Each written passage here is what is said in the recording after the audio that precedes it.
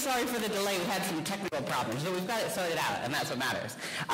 So thank you guys for coming. My name's Trent, Grassian, and I'm currently doing a PhD in social policy. Is the mic really loud, or it just sounds loud here? Is it okay? Let me know. I'm going to talk a bit about my research today. This is actually the first time I'm talking about some of the findings, so I'm really excited to present some of them with you. Hopefully they're useful, and hopefully you're excited as well. I'll talk about, it's still a work in progress, so there's still more that's going to come out later, but I wanted to give you guys some of the stuff I'm finding in my research. So, this is my dog, Rigby. I thought it would be better to look at a picture of him than me. And you can't see because the way this works, it doesn't have the animations. But basically, he, or I, was thinking, you know, how can we make the world a better place? How can we change the world? And thinking about, you know, how can we create this vegan world we all want? What's the best way to do that? And thinking, oh, no. It's so much better when it was the way before. But you can imagine there was Obama, and he has this superhero shirt. And he's like, oh, you know, superhero policy. Anyway, the point was thinking in terms of policy, how can we change policy, hoping that that is the right path. But realizing, you know, through a lot of the research I've done, through interviews with people in the EU, government officials, that perhaps we don't have people in power right now who are interested in making the world a better place, unfortunately. So for me, I really see awareness raising as a crucial first step if we want to change policy, if we want to change the world. More people need to know and understand the problem. I use the term AFPs to refer to animal food products, which are all the things, you know, we as vegans don't eat. But most people aren't aware of these problems, and research really shows that, you know, people are hidden from these issues. So if we want to change policy, and most people aren't aware of why policy needs to change, it's going to be a struggle. So what can we do to raise awareness? Raising awareness is obviously not the solution, but it is the first step. So campaigns are one of the main players in raising awareness. Government is really hiding this information. The media is hiding this information. So we're really turning to campaigns. The problem, as many of us are aware, is there really is not any research about how effective these campaigns are. And there's not research about the participants in the campaign, what's going on with them, their motivations, barriers for change. There's a bit of research that's focused on things like campaign design, but, you know, these participants in the campaign are a huge site of information, and only kind of very small-scale studies have been done. So for me, I really wanted to understand, for these people who are trying to reduce their consumption of AFPs, go vegetarian, vegan, etc., what's going on with these people? Who are these people? How do their perceptions and what they're eating change over time? And how do reduction campaigns support their participants? So I do this in a variety of ways, and I'm going to talk about one of the things I incorporate, which I think is a really exciting model that's being used by a lot of nonprofits. So I incorporate three things. There's something called the sociology of consumption. I'm not going to talk about that now. It's a bit academic, probably not that exciting, and a lot of things you might, that's kind of intuitive as a vegan. You'd understand that things like social and cultural elements are very crucial in terms of what we're eating and often ignored. So that's a big part of my research. Another part is something called ethical and sustainable consumption, which, again, as vegans, makes sense to us, so I don't need to tell you about that either, but the idea is that we should eat and consume ethically and sustainably for the future. And finally, behavior change. So essentially, we need to think of veganism as a type of behavior change, and it's a huge behavior change because you eat, you know, 3 times a day, every day, maybe more, and people have habits and things like that that come into play. So this behavior change wheel has come out in 2014, and it is the first comprehensive model of behavior change. It's being used by a lot of nonprofits, even by some policymakers now. And the reason I think it's really exciting as someone who's interested in policy, especially, and nonprofits, is it has 3 components. And I'm not sure if you can see, hopefully, but in the middle we have sources of behavior, and that's the main thing I'm going to talk about today. So that's the very inner circle. In the middle we have intervention functions, which are linked to those behavior sources. So the behavior sources are like the reasons you might do certain things like motivations, and then in the middle we have intervention functions. So if you're in a nonprofit, if you're running a campaign, you can match up, okay, I want to address this component, this is how I'm going to do it, and then on the outer circle you can even link that to a policy component. So that way you can make a comprehensive way of addressing a specific behavior. So if we want to make a vegan world, we need to think on these 3 levels. It's really important. And the middle component is based on the COM-D system. So like I said, that middle green area is what I'm going to talk about. So we have your motivation for changing your behavior. And there's two components in that. There's an automatic component, which is about your habits, wants, needs, desires, things like that that are harder perhaps to address with a campaign, but so important. And it also has to do with taste. The other part of motivation is reflexive motivation, and that has to do with awareness. That's the thing probably a lot of us are focused on. How do we tell people about these issues, make them aware? And motivation is affected by two things. Capability. So your capability is how you feel you can do something. And there's two components to that. There's psychological, which is about your knowledge. So your sense of, oh, yeah, I should eat vegan. I literally don't know how to do that. So I live in the UK. That's where I'm doing my research. And in the UK, they have this phrase called meat and two veg. I don't know if any of you have heard that. I didn't hear it until I moved there. But basically, people think that's what a meal is. So when you say you're going vegan or even vegetarian, I've had people say, like, well, then you just get a plate with these horrible boiled vegetables, which is what they seem to think you should do with vegetables, and then just like an empty space where the meat should go. So there's a huge knowledge component of people just not knowing what to eat. And the other element of capability up here is physical. That's less important. Perhaps that could relate to just the skills involved in cooking, like chopping vegetables. I know people who really perhaps don't know how to do that very well. There's also opportunity. So that's your kind of physical environment, which, again, that's going to be more about policy and things like that, but it still relates. But your social opportunity is something that is often neglected. And you know, for a lot of new vegans, I'll talk about this, that can be a real issue, the way that the social environment around you is treating you. And then there's the physical environment. So that's definitely a pretty policy-heavy area, but there's a perception perhaps that being vegan takes more time. There's a perception perhaps that it costs more. There's a perception perhaps that there's not enough things available. So these are some of the things I'm drawing on, the ways that I'm trying to understand and break down what's going on for new people who are trying to change their diets, hopefully moving toward a vegan direction. And I've broken them down into a lot of different components. So this is that middle circle again.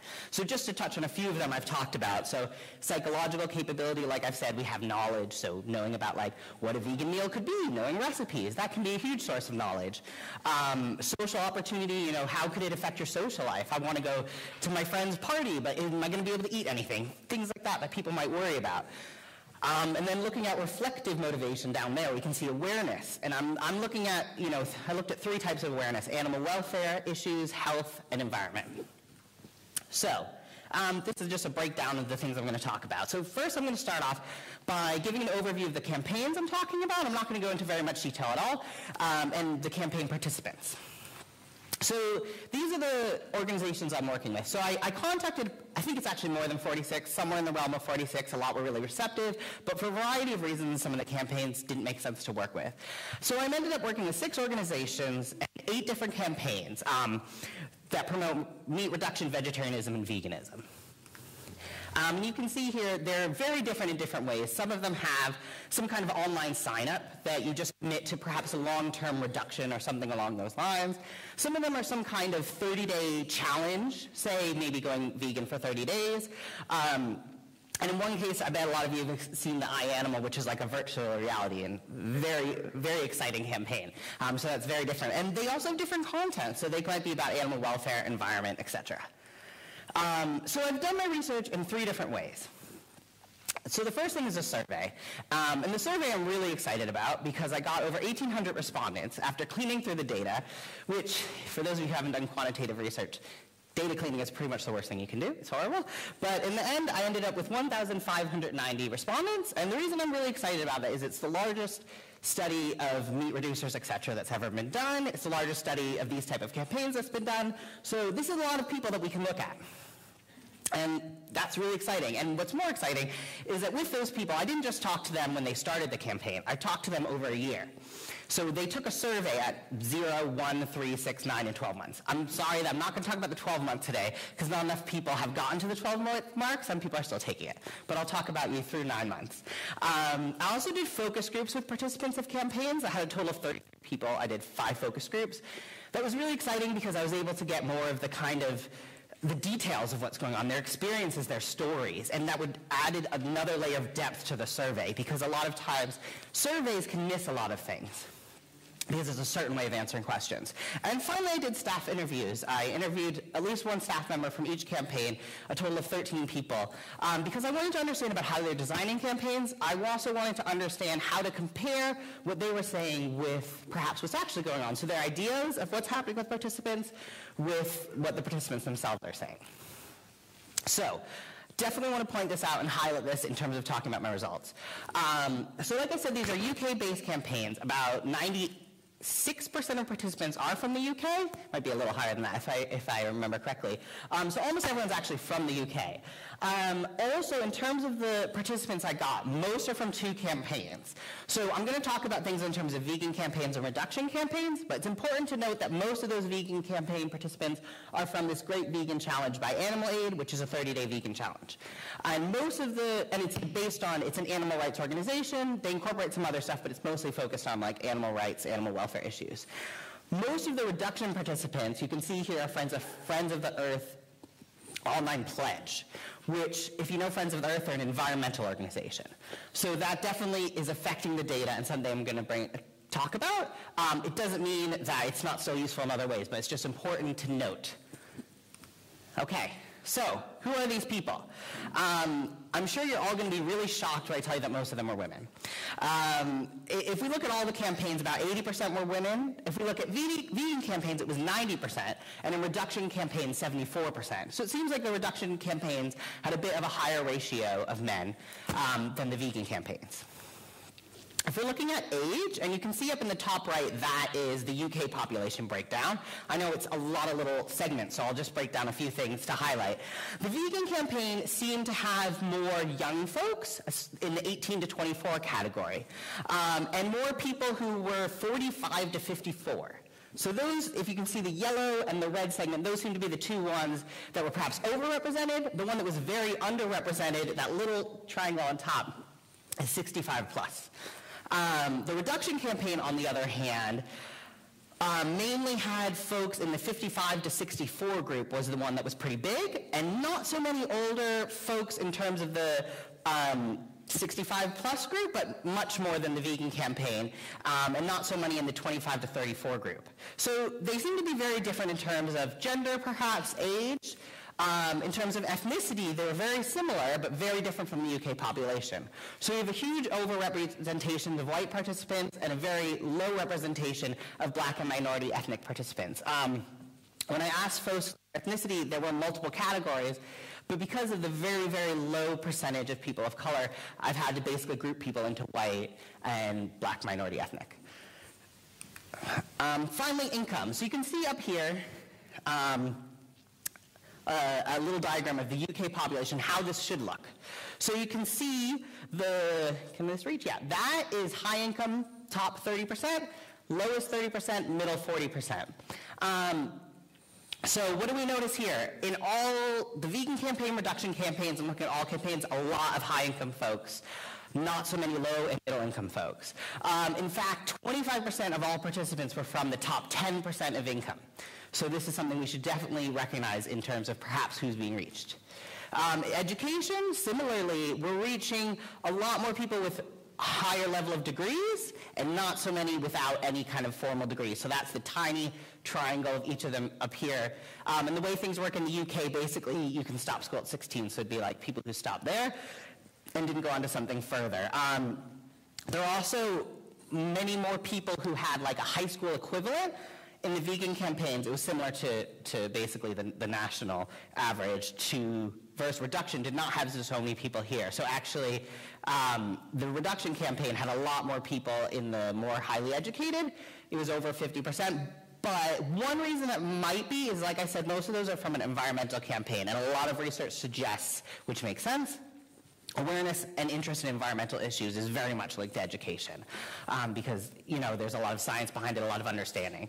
So that could very much be what's going on there. So since I've given you so many wonderful, fun charts, let me just give you a few takeaways, because otherwise you might just leave and say, I have no idea what you just said.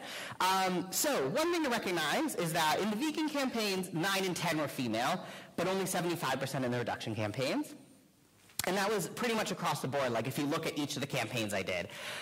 There's a real lack of diversity, and I think that's something that we really need to think about, and something that's been addressed in a lot of other areas of veganism and other things going on, recognizing that, we're getting a lot of white folks. We're getting a lot of highly educated and wealthy folks. Like I said, 25%, 1 in 4 from the top 10% of income.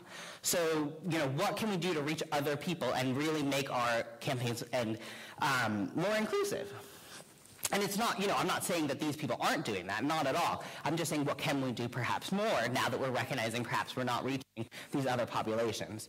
Older groups seem more likely to participate in meat reduction campaigns. They were also more likely to be meat reducers, whereas younger folks were more likely to be vegetarian or vegan or pescatarian, and they were more likely to participate in vegan campaigns. But I did think it was interesting that in every campaign we had people pretty much from every age group.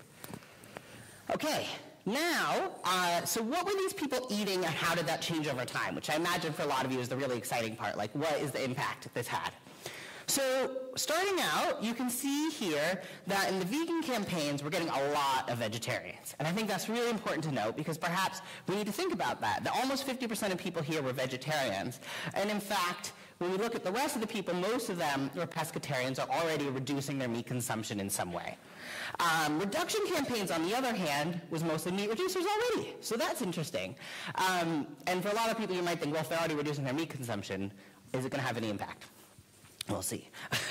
And also in the reduction campaign, a lot more non-reducers. So people who didn't report having changed their consumption of meat in the past 6 months.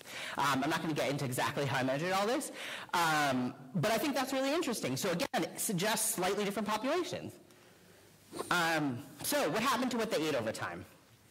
So at the start of the campaign, and at each survey, they were asked to report what they ate over 2 days. Now, we can all talk about the errors in that and how that can be really problematic. One exciting thing about it, though, is that whatever errors hopefully would exist in the beginning, so for instance, dairy and eggs are probably very likely to be underreported, because as many of us realize, there's dairy in a lot of stuff that perhaps you didn't realize before. The good thing is, if you're underreporting it, hopefully you're underreporting it in the same way throughout. There's no reason to think that suddenly you're more aware. Maybe you are, and if you're more aware, you're probably doing less of it anyway. But, so hopefully those biases that are inherent in the beginning are inherent throughout, so the data is still comparable. So we can see here a couple of things that I think are really interesting. One is that pescatarians seem to be eating slightly more fish than the other groups, which I think seems to make sense. But one thing that I think is really, exciting for me is I always hear, vegetarians eat the most dairy and eggs, and a lot of people make that accusation. But here, we don't see that seem to be happening. In fact, they seem to be eating slightly less than the other groups. It's, in fact, the non-reducers who are eating the most dairy. So this is promising for me. I think that it suggests that vegetarians maybe are thinking about these things or reducing things another way. So what happened, so what were people planning to do? So they were asked, about how their eating had changed and what they planned. At the start, we can see here that if we're looking at all the campaigns, most people are not planning on shifting their consumptive category. What do I mean by that? I mean, they don't want to drop something they haven't dropped already. So vegetarians are like, yeah, I'm going to do this vegan campaign, I'm going to do this reduction campaign, but I'm going to still be vegetarian afterward. Or pescatarians are still going to be pescatarian. And you can see most of the non-reducers are moving toward the reduction side, but they still want to eat meat. And the big shift that's happening is vegetarians to vegans. No one else seems to actually want to change. There's little bits of change. There is a movement in this direction. That's why I have the arrow on the bottom. But for the most part, people want to just do what they've already been doing. So what actually changed? Okay, this is incredible to me. So you can see here, every category has fewer people in it. And this is for all campaigns, keep in mind, and that about 2/3 of all these people were in a reduction campaign. 2.5 times more vegans at the end, everything else went down. So it suggests that people are moving in this direction, even if they don't think they are. One thing to note, though, again, I'll give you a lot of little caveats, is that, of course, with any longitudinal survey, with any kind of longitudinal study, there's a huge drop-off. So we have about 1/3 the people in the 9-month versus the 0-month. So it's very possible that those who didn't go well just stopped answering the surveys. But, it does seem really promising. And I think that there's no reason to think that something like this isn't happening, and that's really exciting. So what are they eating? It's gone down in every category, especially meat. I was surprised that actually dairy and eggs went down at all. It's a very small decline. Fish as well, but I wasn't sure it would, and it did, so that's good. In the reduction campaigns, again, we can just see that starting out, what people want, they want to stay where they are. Like I said, most people starting out in a reduction campaign seem to be meat reducers already or non-reducers, and they want to continue eating meat at the end of that. What happened, so really surprising, I think, is that we see fewer meat reducers in the end than we see in the beginning, because people seem more likely to be going in the direction of pescatarian, vegetarian, vegan. All of these went up almost 50% or more. But one thing to note, I think, that is interesting is at the end of the non-reduction campaigns, at 9 months later, 19.3% are still not reducing, and maybe they reduced at some point and now they're not. I haven't gotten exactly into how that's happening, but so it might be like people are reducing and then they're like, I've reduced enough. It might be that people are like going in waves of how much they're reducing. That's not clear. Again, they're eating less of everything. The dairy reduction is so small we can't even really talk about it. But they're definitely eating less meat and fish, and then it seems like less eggs, and potentially dairy is probably about the same. So I bet a lot of you are interested in this, the vegan campaigns. Like I said, in the vegan campaigns, a lot of vegetarians and meat reducers starting out. The big shift is here. Vegetarians, wanting to go vegan. So that's really interesting, and it suggests that that's a big part of our population that we need to think about.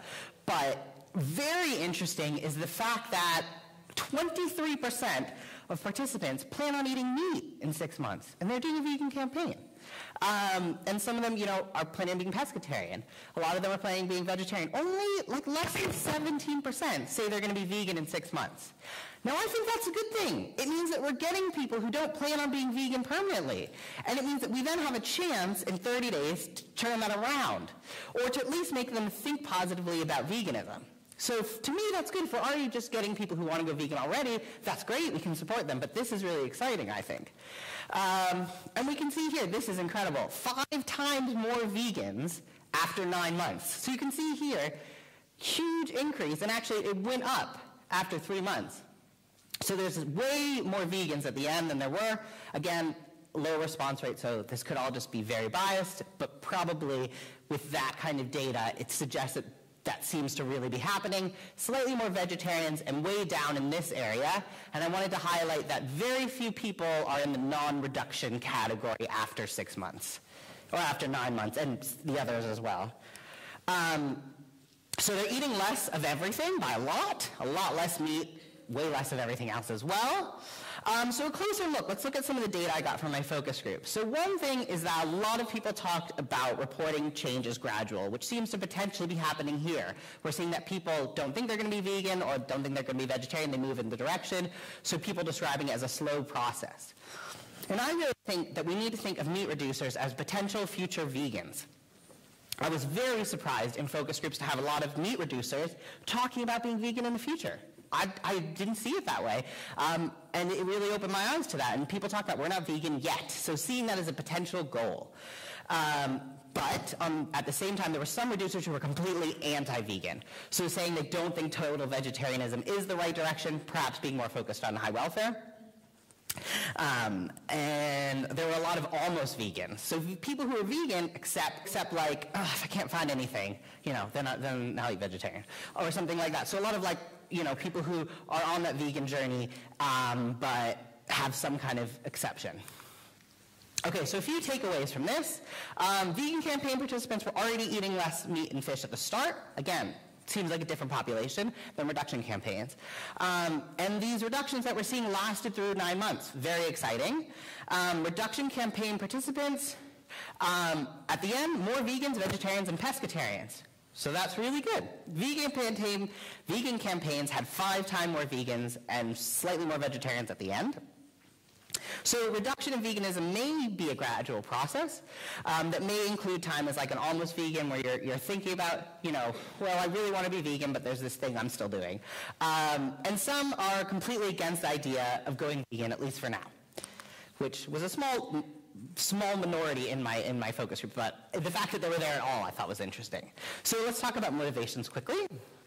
So existing research, and these are some of the biggest studies that have been done, has generally found the two big ones to be animal welfare and health, with environment kind of lagging behind in third. So I looked at 6 motivators, and these are ranked from the I don't care at all about that to, yeah, that's a huge motivator. Really, yeah, that really affects me. And you can see here that people are very motivated by animal welfare and environment at the most. Now remember, the reduction campaign, the main reduction campaign was an environmental campaign. But that was actually the case with the other ones as well, so it was interesting. And it seems to be a very big motivator, and those in the vegan campaigns were very motivated by multiple things. But health did seem to come in third, which was interesting. I mean, none of them were health-related campaigns, so it could just be that the people participating in these campaigns are less motivated by health. So these big 3, I said, health, animal welfare, and environment. Let's look at people by what they're eating. So vegans, and those who are going vegan, are very motivated by multiple things. Over 90% listed all 3 of these as very strong motivators, more than any other group. Vegetarians, for some reason, don't seem to care about health that much. I don't know. Meat reducers seemed more likely to care about health than other groups. So that was interesting as well.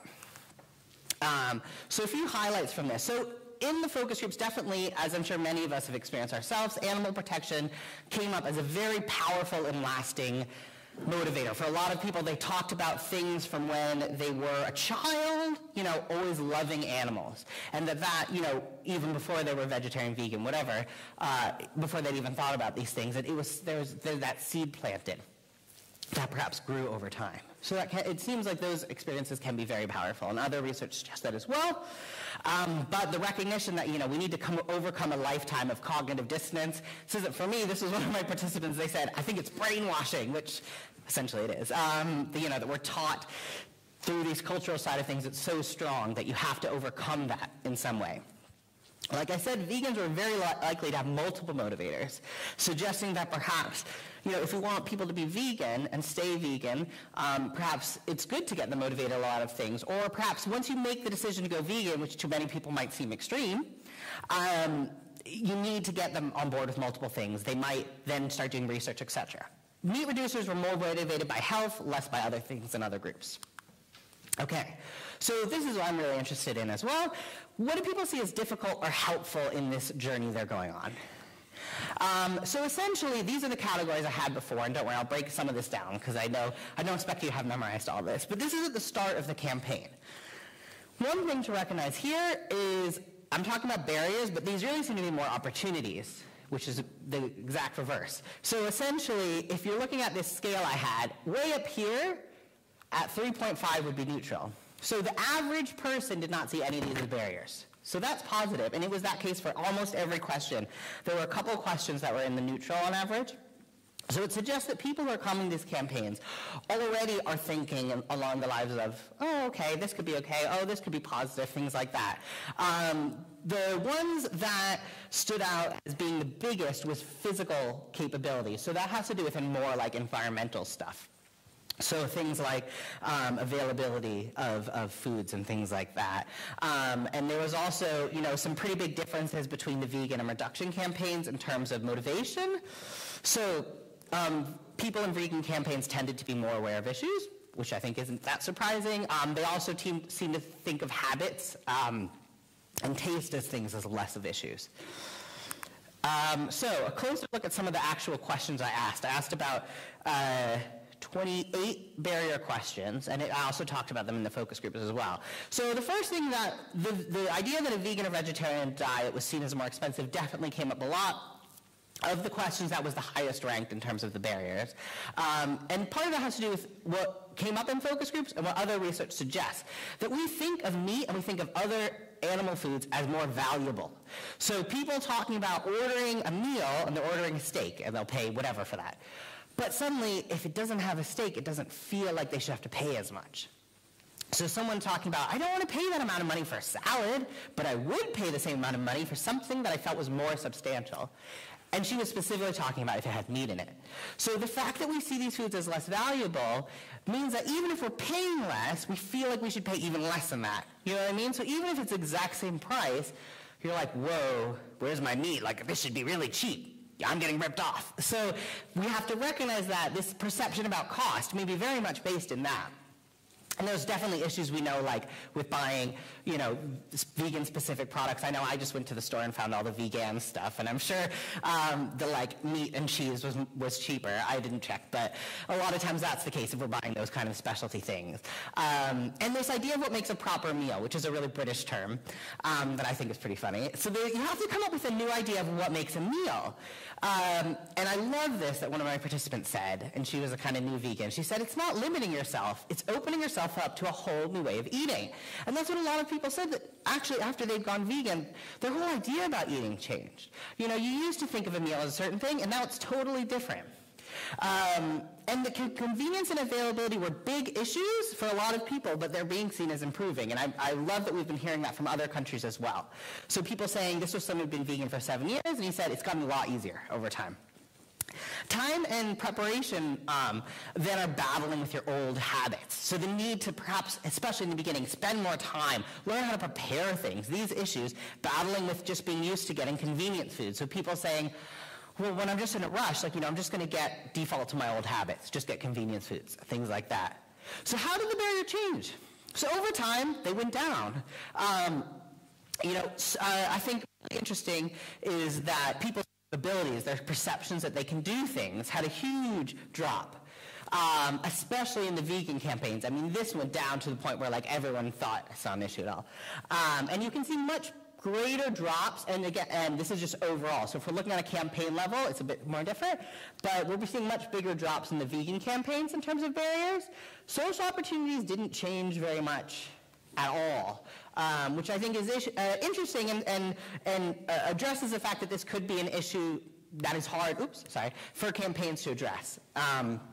One thing to know is that, you know, we don't see too much of a drop in terms of like automatic motivation over here, which is about awareness, so that's interesting as well. So, you know, a kind of mixed bag, but in general, it seems like all these things are going down, so it's not that people are trying out a vegan diet and thinking, oh, this is horrible, this is actually worse than I thought. For the most part, it seems like over time, it seems less bad than it did when they started.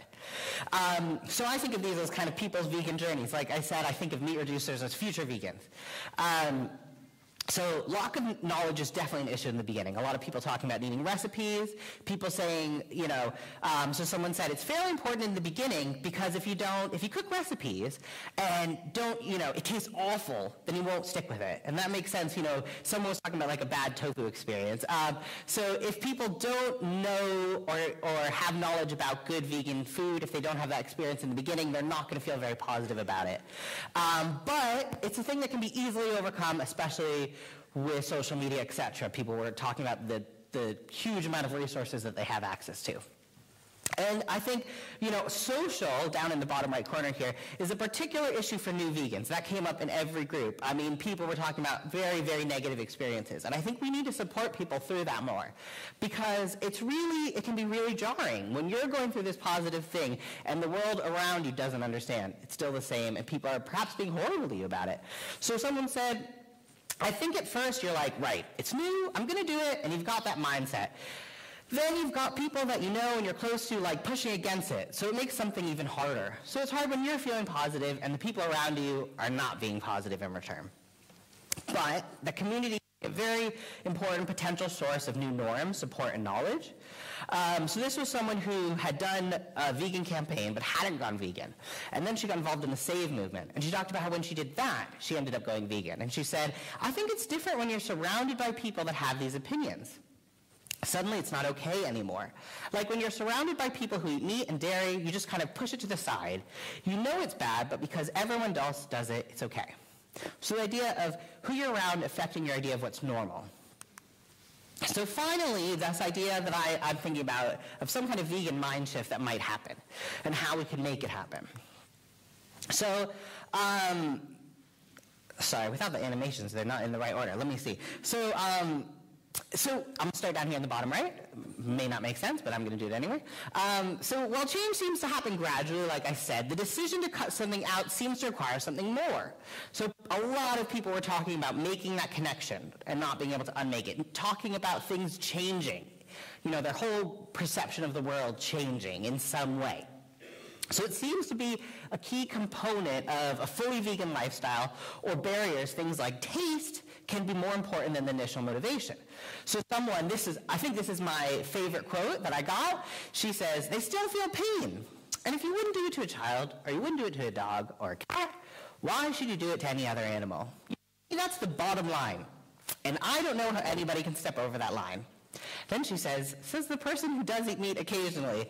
So this is my favorite, because this was coming from a meat eater. And she's like, how can anyone step over that line? And then she kind of realized, what I said doesn't make any sense. So it's interesting. So people can be fully aware that what they're doing doesn't make any sense, and they can totally disagree with it. So what's going on there? It's really interesting. And then, other people are like, oh, we're not 100% there yet.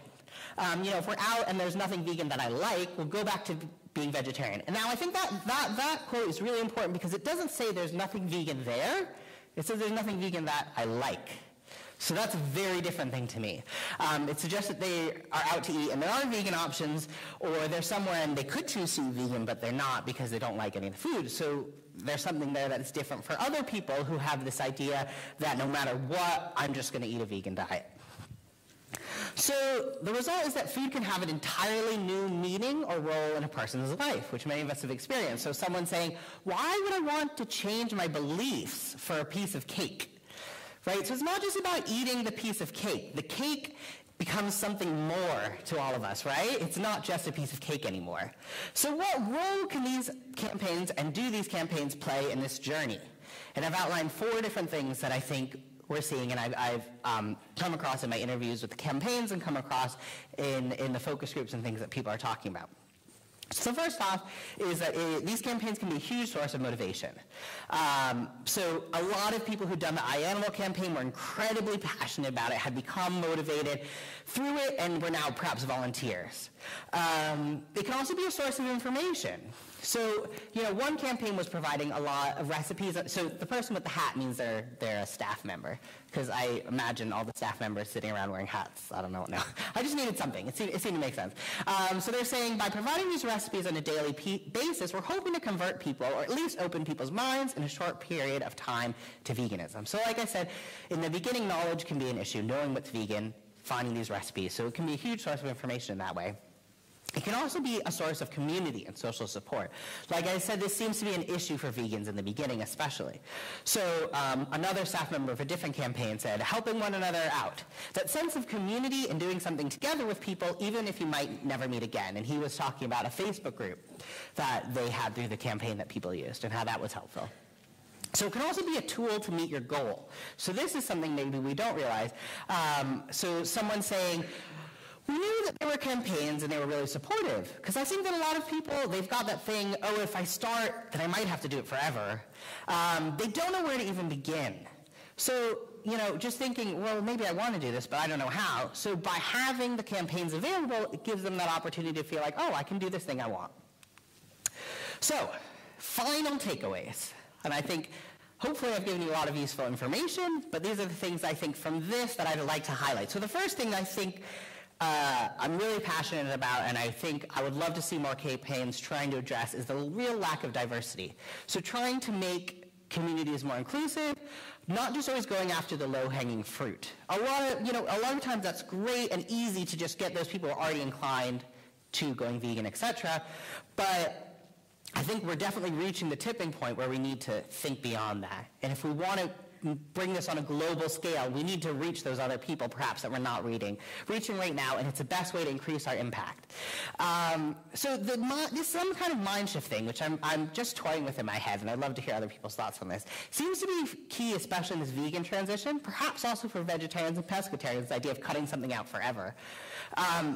But participants definitely don't seem to want to cut out new things in the beginning. So how do we make them want to cut something out when starting out they don't? It seems like we are. So that's really good. These campaigns seem to be doing it. It's really exciting. But how do we do it? It would be great if we could try to figure out exactly what that means. So most vegan campaign participants were vegetarians, suggesting perhaps we should really focus on dairy and eggs in these vegan campaigns. And most did not plan to be vegan in 6 months. Like I said, almost a quarter planned to be eating meat in 6 months. Reduction in vegan campaigns seem to be reaching different populations, suggesting that really we should be having these different types of campaigns because we're reaching different people. Vegan campaign participants are younger, more likely to be female, and more likely to be vegetarian.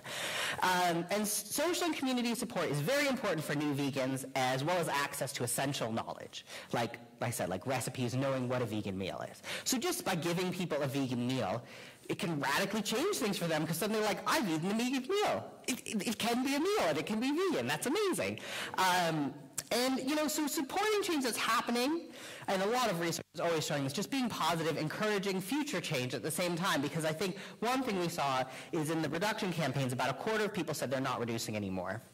So how do we get people to continue reducing, right? So don't just say, good job, like you did Meatless Mondays. So how can we, in a supportive way, get people to continue moving on that journey toward veganism?